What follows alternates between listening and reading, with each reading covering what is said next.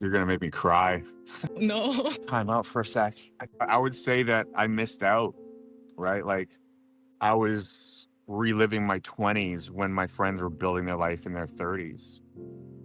So now, like all my friends have like kids, wives, normal families. And yeah, I just missed that chapter. One of the reasons I went abroad was I had to go rebuild my life because before that, I went through a 10-year court custody battle fighting for custody of my son. So while all my friends were going to clubs and partying in their early 20s, I was meeting with lawyers and going to court and being a young dad. It's better to be alone than be with someone that makes you feel like you're alone. I had to pack up my life in 4 days after a decade abroad to move back to Canada. Hi, I'm Kelly. Welcome to Kelly Talks Brand. In this podcast series, Tea with Kelly is where we talk about wellness, growth, and personal branding. Your subscription really helped me produce more content like this. Thank you for being part of the journey. Good morning, Quinton. Welcome to Kelly Talks Brand. For people that don't know you, would you mind introduce yourself? Thank you, Kelly. Happy to be here. My name is Quinton Carlin. Apparently, I'm the only one in the world with my name, so I'm easy to find on social media, which is convenient. Live downtown, beautiful / rainy Vancouver in English Bay. I've traveled to probably 33 to 35 countries, lived abroad for 10 years, and now back as a licensed advisor in financial services. So happy to be here. Me and Quinton met through a Vancouver local business event, and we've chatted about that you lived in Asia for over 10 years and you kind of rebuilt your life multiple times. Yeah. How would you keep moving forward without falling into fear or loneliness or overwhelm in this process? Out of curiosity, have you lived in Asia for more than 10 years? Yes, I Okay. was in China since I was 17 and I moved here in Canada after that. I was going to say maybe I'm more Asian than you for living there. Who knows? I went there basically to kind of like rebuild my life. I went there for a 6-month contract to go help build an international school in South Korea, which led to a professorship at a university. So I was a university professor there for almost 10 years. And then I had to pack up my life in 4 days after a decade abroad to move back to Canada when COVID shut down my university, my visa ended, and the world was ending. So lots of transitions.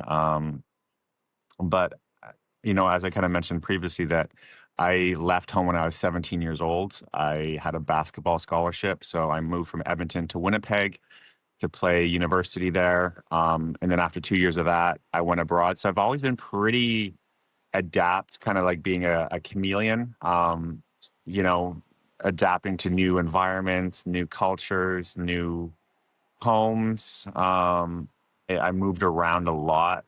So I think that it just kind of became part of my personality to meet people, settle in, and then also, I guess, adapt that leaving too, right? So when you're kind of traveling a lot, you're kind of never really settled anywhere. So I'm happy to be back here, settled for 5 years. I think this is almost the longest I've ever lived in one building since I left, since I was 17, actually. Yeah.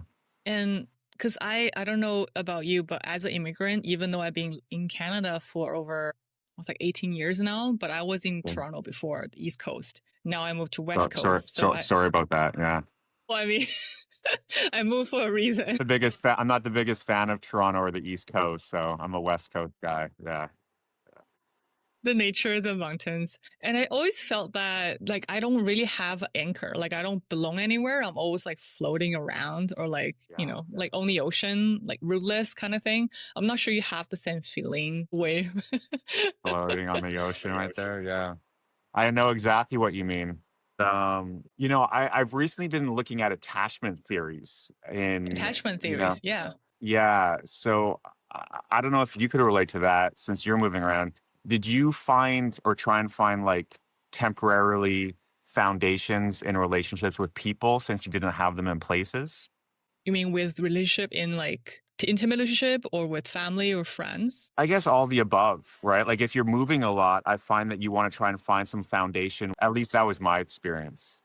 Yeah, it has been tough, I have to say, because every time you move to a city, you're starting brand new. I didn't have any connection when I moved here when 17. Moved to Right. Toronto, start again, and then moved again in Vancouver, like right before COVID, actually end of 2019, and I started school. So it was tough, and I have to say, in my intimate relationship, there's a lot of like no work I still have to do. Like Wow. family is very essential in how I develop myself personally. Yeah. Or when I was younger, it's like when I meet someone, it's like I want them to be my everything, my friends, my Right. therapy, my partner, my future family.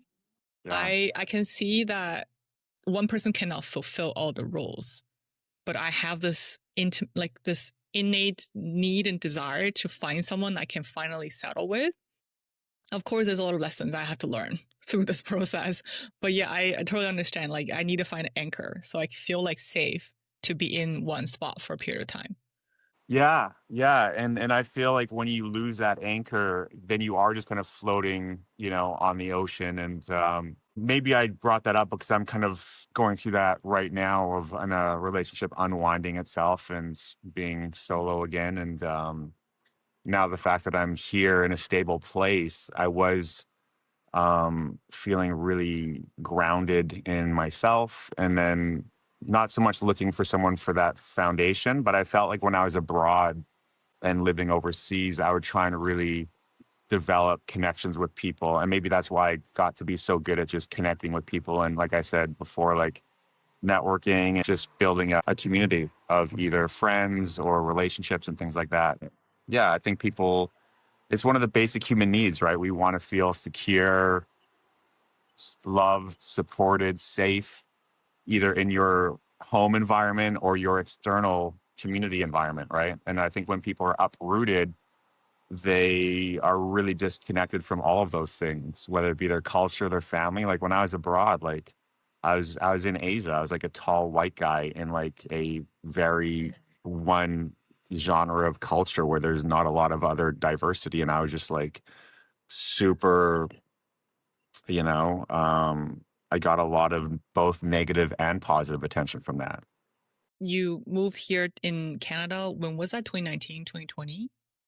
Yeah, 2020 February, like right when Asia shut down, before kind of Canada shut down, I came here and had to rebuild my life. And packing up in 4 days, I had no closure there. I just packed up everything in like a traumatic, like fight or flight scenario, right? Like thinking the world was ending, and came back here and started at ground zero. But I have to say, in the last 5 years, I built more of a solid foundation of community here than anywhere I've ever been. Like I feel more based here and more connected than anywhere in the world. So it's funny because when I left, I was living just a block and a half down. So now 10 years later, I'm back full circle on Beach Avenue in English Bay. So it's almost like that 10 years never even existed. Like it's just like the weirdest thing. Like it's just in so many ways, I feel like that never even happens because I'm just back where it started. How did you unpack that experience? Because I feel like it must be traumatic, even if it's for me, because like I live a city for 10 years. Like I have to pack everything and leave in such short amount of time. You're Yeah. probably like either like scared and they're like you just like you left all that life and the friends and people that you connect with and you came over here to Canada, which is completely new to you probably after 10 years. How did you Yeah. unpack that and start rebuilding into Well, who you are right now? well, I had reverse culture shock, like legit reverse culture shock. Like it was weird going there for the first time and not speaking the language, not knowing anything about anything, essentially, just being so in my own bubble, like just not knowing what's going on around me ever. And that was kind of nice. It was kind of like after a while, I'm like, oh, I kind of like being unaware of what people are talking about and things like that. You can kind of zone it out. And I come back here and it's like sensory overload, just like being around everyone that I knew what's going on. And like, it was really hard for me to adapt because, as I said there, I would be stopped on the street daily getting photos taken of me just being a tall white guy. And here I come back and it's just like, I'm just like a regular freaking boring white guy, right? Yeah, maybe I'm a bit taller than others, but that was kind of weird because you do kind of feel like a rock star. Like I remember going into clubs and I'd be like the only white person in there. And it was just like this crazy lifestyle I had for like 10 years. And now I'm back here and it's just kind of like so boring. And like, Asia, how everything is just like 24/7, people everywhere, noise, like lights, music. Like you're just like every day is an adventure that you go out. Like you don't know what's going to happen. And I'm here and I'm just like, it's a healthier lifestyle here. I'm glad that I did it then when I was like in like my late 20s and 30s.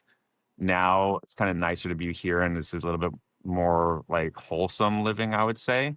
Um, but do I miss it? Absolutely. And it's just like so much more expensive here. And like you look at the really like the cost of what you get for what you give. Yeah. Yeah. Like I still have friends that are still there. And I probably wouldn't have left there. It took a pandemic to make me leave, right? Because I had such a good setup. I was living on the beach there. I had 2 months vacation in the summer, 2 months vacation in the winter. And my contract was 16 hours a week. So I was basically like, yeah, I was basically, yeah, I was basically semi-retired for like 10 years. It was Would crazy. you ever want to go back? I went back 2 years ago for a month and I kind of felt, okay, it's not the same as it used to be. I was like, I just didn't really feel like it did. Yeah, I'm glad that I went back. I had a great time, but I feel like this is where I need to be. Like my dad, 3 years ago, I moved my dad just down the beach from me, so he's living like 5 minutes away. 3 weeks ago, I just closed on a condo to move my mom out here in the West End. So I'm gonna have like my mom here, my dad here, and I'm there. So it's like a triangle of like the three of us. So like this is time because I was away from family for so long. Like I'm playing catch up right now, and Hmm. making a real effort to be connected with everyone that I've been away from. Yeah, I feel like family for me because I went abroad so young when I was like 17, 18. Like Right. I don't think I felt that connected to my family because I don't talk to them every day. I see them maybe Yeah. once a year, once every 2 years sometimes or 3 years. Right. It's like I had to support myself here by my own, whatever Right. my friends, my resources, things I do. Family wasn't that important, I guess, in my life when I was younger and even now. But like, I think just after this year, I just realized how short life is. Your family is still the closest bond you will have because they give birth to you. It's like you carry the blood. And I Yeah. start realizing how important family is because they even it doesn't matter how many fights you have them. I know some people probably have a lot of challenges with their parents. Being close to them, like you move your parents close to you, definitely create a strong foundation for you to settle in Vancouver. Well, if you want to go deep on family relations, I'll share some insights on this. So one of the reasons I went abroad was I had to go rebuild my life because before that, I went through a 10-year court custody battle fighting for custody of my son. So I went through, while all my friends were going to clubs and partying in their early 20s, I was meeting with lawyers and going to court and being a young dad. You know, the relationship with me and my son now is not good. And I've bent over backwards to do everything and just try and repair those early wounds that he had and that I had. But I also realized that the societal system isn't really supportive of the family unit, right? It's a business. If you look at it, like when there's a divorce or a separation, it becomes about money and control and how to get the other person back. And they use children to kind of manipulate things, and it's just incredibly unhealthy. So that was a massive trauma that I went through at a very young age. And I think that's why I'm so close with my parents because um, it's really the only family I have because I don't have brothers or sisters. And I've got almost kind of like this estranged son playing college basketball who's just like me. He's 6'7", playing in California. Like we look exactly the same. We act, like it's just crazy, but we're not physically or emotionally connected right now. So that's really difficult. And I think that as people get older, hopefully he'll come around because I've been doing everything I can to repair that relationship, but it takes two. It's like if you have a breakup, if you want to get back with your partner and they don't want to get back with you, you're not going to get back together, right? Like it's just unfortunate that people, have these separations that are important to people. And what do you think is the most important thing you learned from that experience? You're not dating the person, you're dating their family. So do your due diligence to see what their family background is, what their family history and relationships are. And if there's any red flags of concern, run, because children become their parents, like it or not, right? Like you said earlier, you're the blood and DNA. It doesn't matter how well they can mask it or hide it or say that they've changed or they're different. Like eventually everyone becomes similar to their parents for the most part, right? So I would say don't just date someone on your physical attraction or emotional attraction to that person. Before you take those next steps, get to know their family very well because they're going to be your family if things proceed for better or for worse. Yeah, for sure. And you said that you have a bit of a culture shock after coming back from Korea to Canada. Since you're rebuilding your life from 2020, what do you think is the hardest part of that process? And, how did you move through the challenges? You're going to make me cry. Time out for a sec. I would say that I missed out, right? Like I was reliving my 20s when my friends were building their life in their 30s.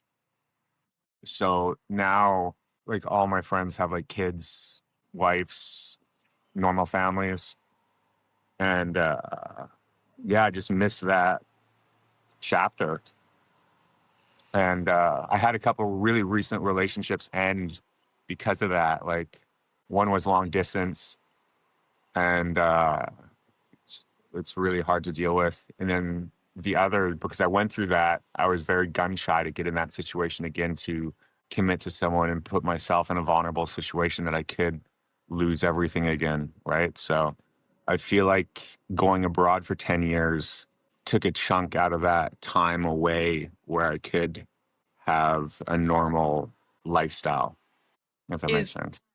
being normal important to you though? I think being happy is. Like, I always prided myself on like freedom. Like just having freedom was like my most important value, to just like not answer to anybody, just do what I want, where I want, when I want. And now that I'm realizing like it's a pretty empty way to live. Because if you're not building something with someone, what are you doing? Right? So I see that you think relationship, like intimate relationship, is very important or essential in your life. You couldn't imagine yourself, just by yourself, living happily, moving No, forward? I wouldn't say that. I did. That's what I wanted for so long.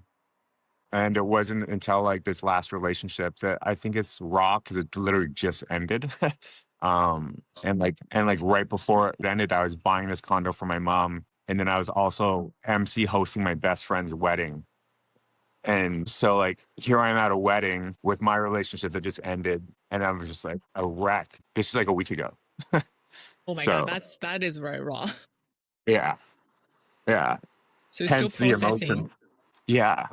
So before she came into the picture, I always thought I would just be like alone and just like happy doing that. And then just seeing what I thought we could have built together, I was up for it. So I was actually gonna like put the freedom away and like move to commitment. But like I said earlier, you can't change someone's mind that has moved on or living in a different city on the other side of the country and not wanting to do long distance relationships anymore, right? So Mm. yeah, it's Is he tough. in Is she in Toronto? It's a she, not a he. First of My all, pronouns. Is she in Toronto or like in the East Coast? East Coast, Montreal. And Yeah. was there conversation about either of you moving to Well, each other's country or like city? well, she was here for a year, so we were living in Vancouver for a year, and then she moved to Montreal. It was supposed to be kind of temporary. It seems like it's more long term, so that's why it's Yeah. Yeah. I didn't really expect to be talking about any of this today, but um, here we are. Yeah. Yeah. Well, I was supposed to be out there last week to surprise her for her birthday, and then I had to cancel that. And Oh yeah, it's been no. like a roller coaster of things, unexpected situations in the last few weeks. But yeah, I mean, moving forward, maybe I was right that you shouldn't commit to somebody because then things like this happen, right? If you're just in control of your own life, you're not impacted by other people's decisions and what they're doing or excluding you from, right? So, but I did feel like it would be nice being at my friend's wedding to like have that. Cause I've never been married. I had a kid really young. She was just my girlfriend in university. Not, honestly not planned or anything like that, but just like reacting to it and taking responsibility for it. Like most guys would have left. Like at 22 years old, most guys wouldn't be in court for 10 years fighting for their child. Like most guys in their 40s don't do what I did in my 20s. So that kind of shows you my character and my value and commitment. So I don't know what I was doing. Just graduated, thinking about I can just like do yeah, whatever I want in my life. I yeah, can't imagine having a kid at that time and have to fight custody for my kid. How challenging, traumatic that would yeah. be. Well, I'll tell you this. I started my life in Vancouver at 25 years old. I moved out here when she moved out here from the East Coast, moved to Kelowna. I came to Vancouver, and I was living on East Hastings Street. I I Was it I had a okay at the time back then? I no, it was still the worst neighborhood in North America. I had a small studio apartment that was the only thing I could afford. It was $500 a month for probably like a 300 square foot place, and that's where I started my life. And here I am now, living on arguably the best street in the city, Beach Avenue. Years and English years bed. later, but that's just kind of like the process of not giving up, right? So it's been a hell of a journey. People who might be going through the similar challenge you have, like what would you tell them to keep moving forward or some words of comforting? I'll show you. Do That you the know what that cross? is? Yeah, it's a rosary. Yeah, so you have to have faith in something, right? I'm Catholic, so I chose God. But I probably would have jumped off a building if I didn't have faith that everything was working out the way it should, right? Um, and a lot of men do, right? This is International Men's Month. I know it was just International Men's Day like last week. Movember, I have a mustache. I never have a mustache like this, but I'm growing it out for Movember because men's mental health is like really overlooked. And there's a lot of guys struggling, a lot. And unfortunately, a lot of them don't make it out of situations like this or worse or less, right? And I think people that don't have support, don't have faith, don't have anyone, they just say, well, why am I doing this? Right. So I think having a good relationship first with yourself, taking care of yourself, protecting your heart. My mom said this to me this weekend. She's like, you got to protect your heart. And that's very wise. Like how do you take care of your own personal mental health in that sense? Like how do you kind of get better, or do you get therapy, counseling, or things you do on your own? Yeah. So going back when I was like 22, there's like this priest that really helped me out a lot. I would go to see him every week. Yeah. Yeah. So he became kind of like a very big support. And then I think that people, when you have like a big part of your life taken away from you, you get into like vices, right? Like for me, it was just like it's traveling. Like I'll be honest, it was traveling, dating, partying, sex, like just avoiding the pain. And I think if you like take those things out of your life and just like sit with yourself, like I've done 10-day silent meditation retreats like 3 times Vipassana. So just trying to become better, working out. Working out is big for me, sweating. I do like the whole biohacking thing, cold plunge, saunas, hot yoga. I still go to church every week. That's a big part of my life, spirituality, meditation, prayer, journaling. I used to be really into that. And finding people that value you. people that want you in their life, not people that reject you or ignore you or like disregard you, right? Like you have to have self-worth and cut those people out if they don't treat you the way that you should be treated. Like if someone doesn't see the value having in their life, okay, well, good luck finding a replacement. I'm moving on, right? Like don't tolerate disrespect. Like have respect for yourself. And it's better to be alone than be with someone that makes you feel like you're alone. Oh my God, that last sentence hit home. That's a clip. There's your viral podcast clip right there. What have you learned from the challenge you had and the experience you have in the last few weeks? This is a good question. I think I'm still learning. Like I think I said before we transitioned, like to guard your heart, right? Don't give everyone or anyone access to your emotional investments in them, and don't invest more in people that they're investing in you, right? Like it's funny, like my business is finance and investing, and it goes in personal relationships as well, right? You got to read people and see who is worthy of your effort, and essentially almost who's going to have a good ROI, right? Like if you deposit this much time and energy and love into somebody, will it be like reciprocated, or are they just there to take? Things change too, right? Like people change.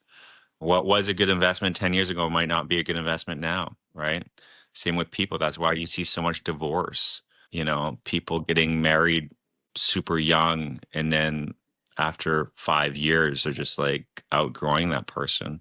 So I think someone you can grow and develop with is really important. Like if someone is growth minded and really into developing themselves and getting deep into their own, like you and I were talking about, like therapy and counseling and things like that, like people that are willing to put in the work and not run away when there's a couple of inconveniences. There's like this fairy tale that everything should just be like sunshine and rainbows all the time, but that's not real life.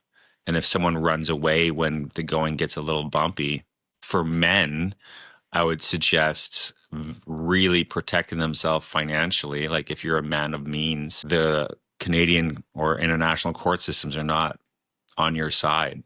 I did a TED talk called The Family Court Mafia, which got banned and censored because it was too raw and too real.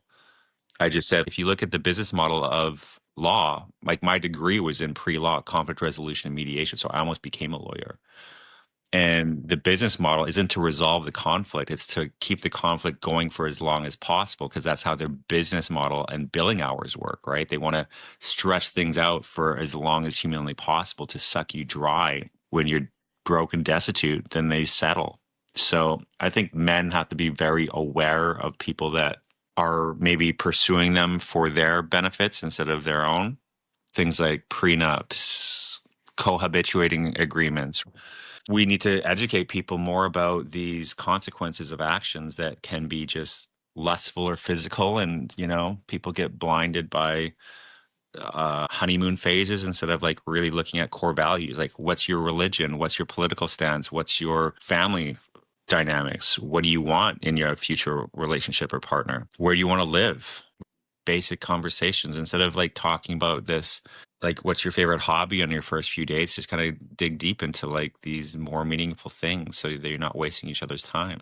I actually very appreciate from the male perspective, because from the female perspective, a lot of times are like girls feel like, oh, this guy just want to date me. They don't want to have a family. They just want to enjoy the fun without having any commitment to me. Maybe it's like different culture. In China, there's a lot of sayings like the girls usually get lured into this image that the person portrays because it's very like materialistic in a way, but the guys usually are very guarded financially. The girls usually are coming in, even getting pregnant very early and locked down in the family. There's a lot of like Gotcha. different dynamic in the different settings. I think Canada is a little bit different compared to China, but I agree you have to look into the family histories, and I agree that you should have a prenup before you get married, just to get that sorted out first before you want to commit. Well, look, like how many of your past relationships have ended? All of them. All of them. Unless someone's married or in a relationship now, all of them have ended. So what's going to make this one different? Right. You know how hard it is going through a breakup emotionally, now throw losing half of your net worth on top of that, right? So for me, like asset protection, that's what got me involved in financial services is like asset protection, like how to protect assets, how to properly structure yourself that you're not getting, bankrupt by creditors or litigation or all these things. And so many athletes, celebrities lose everything in divorces. Um, it's just the worst financial mistake anybody can almost make is marrying the wrong person. And over half the time, it is the wrong person, right? Statistically speaking. And then having to rebuild from that. And then you're paying child support, you're paying alimony. So your child is now calling some other guy dad. It's just crushing. Oh, why do it? I don't know. Everyone does. I thought I almost did it. Like I was thinking that I was going to marry this girl, and like we are talking about it, even after everything I went through, and maybe I just dodged the biggest, bullet of my life, right, from this situation right now. So who knows? I agree. I think everyone came to your life for a lesson or for company or for something that the God prepared for you or the higher beings, however you want to call that. And yeah, financially, like I was curious. So you say you're in financial services. When a client comes to you, if we're talking about this marriage situation, what kind of stuff can you help them through? What process do you take them through? Basically just like a needs analysis, right? Like their net worth, where are their savings held? Do they have things like life insurance, things that are kind of creditor protected investments? Are they going to be splitting a bank account with their new partner or keep them separate? Just basic asset protection stuff, right? Like how are they doing the splitting of the finances? Like who's responsible for what? Just like, whole picture financial planning. And then also too, kids are expensive. If you're just saving money, that's not enough. You got to be investing it and growing it. People that are new to Canada, a lot of times they don't know that there's like TSFAs, these tax-free savings accounts, or first-time home buyers accounts. Getting a mortgage. Are you going to put both your names on the title? Who's putting the down payment? Who gets the asset of the property in case dissolution of the relationship, right? Like, and communication on responsibilities, because the thing that most relationships end is unmet expectations. So if there's expectations that aren't fulfilled, then both people are getting or feeling taken advantage of, and you just have to have clear expectations and boundaries and responsibilities in a relationship. And would you recommend each of the partner gets like a financial advice in this process? Well, I do a lot of family plannings, like families come, but when they usually have a kid or get married and they need basic things like life insurance or set up an RESP, like a educational savings account for the kid. They want to do RSP, contributions. There's a lot of tax benefits from being married too. Like living alone, it's like you're missing out on a lot of wealth building opportunities because now you have two incomes potentially for the household. You've got all these plans that are incentivized for both people to grow their wealth, like in two different tax-free savings accounts. What's the opportunity cost? Let's say that you do get separated, then you lose all that and they come after you for more, right? So you got to really weigh the pros and cons of it. But I mean, I don't know, like after everything I've seen and gone through, it's a big risk. It's the biggest risk, not just financially, but emotionally, like just like the unwinding of it all, getting a different place on your own. Even just moving in with someone's a huge risk, right? Like even a lot of times it kills the physical attractiveness. What's special is rare. Like if you're not seeing the person all the time, that's what makes your time together so special. Like we were good together, but like the last 4 months, I was just like, oh wow, like this is a big void. And sometimes you don't realize what you have until it's gone and it's too late. I agree. Relating back to the creators and like my audience, a lot of them are creators or entrepreneurs, like people kind of starting on their business. I personally struggle with inconsistent incomes. From your experience, like what is a realistic and compassionate way for people who don't have a lot of maybe wealth built yet to start building stability without burning out? Yeah, well, one of the things that makes me different than other financial professionals and advisors, most of them have a minimum of $250,000 to $500,000 of investable assets to work with a professional. When I started my life at ground zero on East Hastings Street in a small studio and like building up to where I'm finally somewhat stable now, in a much better situation. I want to help people like that. So I don't have any minimums of how I work with people. So if people want to invest $5,000 with me, 10 grand, whatever, do $500 a month into some kind of savings plan, that's who I want to really help the most, because they're the ones who need it the most. I would just say start putting away, even if it's like $100 a month, into something that's long term, and just be consistent with it. Also, the number one thing, I just helped a guy last week, a buddy of mine who's a new client. I saved him $400 a month. $400 a month he's now saving and then reallocating that into investments, because I had him go through all these subscriptions. So he is a creator. He has a studio agency, and he was just subscribed to all the software stuff, all these different kind of platforms and tools, and just things that he didn't use. And you've got all these subscriptions that are monthly that you just kind of like, even on your Netflix account, like how many streaming services are you subscribed to?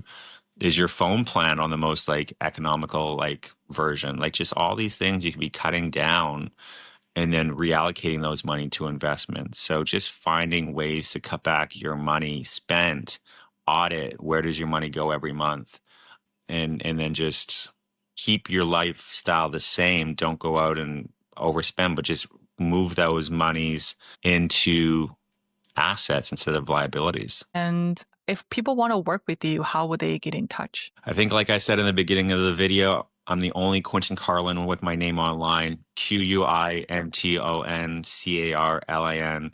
I'm on every platform. Best way, just find me on Instagram, LinkedIn, Facebook, shoot me a DM. My phone number, 604-401-8040. We can link that down. People can shoot me a text or a call.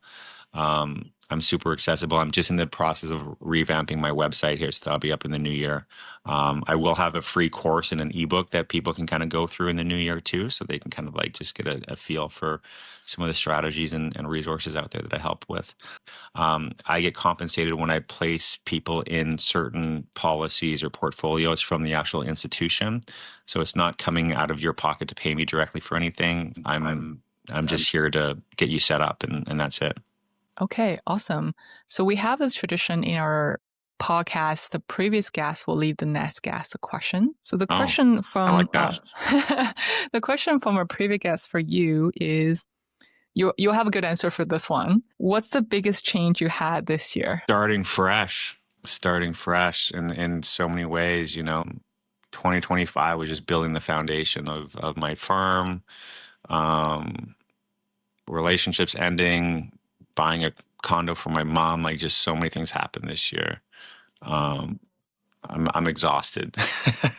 Looking forward to the holiday break here and starting a new year where things are hopefully a little bit more smooth and less dramatic. 2025 was a lot of change.